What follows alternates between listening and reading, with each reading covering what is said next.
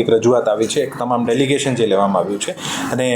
આ ડેલિગેશનના ભાગરૂપે અને આ ડેલિગેશન આવ્યા આના પહેલાં પણ નેશનલ હાઈવે અને એસપી સાહેબ સાથે વખત મિટિંગ થઈ છે અને આના મુજબ આ વિસ્તારમાં જે ટોટલ 14 ડાયવર્ઝન્સ છે, આ ડાયવર્ઝન્સ પર કેવી રીતે લોડ ઓછું કરી શકાય, રોડ રિપેરિંગ કેવી રીતે ઝડપથી કરી શકાય. અત્યારે NHI દ્વારા ટ્રાફિક માર્શલ્સ ત્યાં નિયુક્ત કરવામાં આવે છે, તો ટ્રાફિક પોલીસ અને ટ્રાફિક માર્શલ્સ મારફત કેવી રીતે જામ ડેવલપ થતો હોય ત્યારે જ આને અટકાવવાના પ્રયત્નો કરી શકાય અને જામને ઝડપથી આગળ વધારી શકાય. 3 નવા બ્રિજ જે છે આવનારા દિવસોમાં આપણે 48 અવર્સનો એક ડ્રાય સ્પેલ મળી જાય તો પછી 3 નવા બ્રિજ પણ ઓપન થઈ શકશે અને ત્યાં લગભગ 12 જેવી ક્રેન જે હોટસ્પોટ જે છે જ્યાં વધારે ટ્રાફિક જામ થતો હોય છે ત્યાં રાખવામાં આવી છે અને 2 ક્રેન જે છે આ બંને ટોલ ઉપર રાખવામાં આવી છે.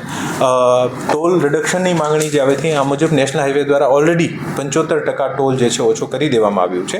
અને બાકી તમામ જે પણ આસ્પેક્ટ છે આના ઉપર નેશનલ હાઈવે અને પોલીસ કામ કરી રહી છે અને અગાઉમાં પણ એવું કોઈ પણ સ્થિતિ ડેવલપ થશે અથવા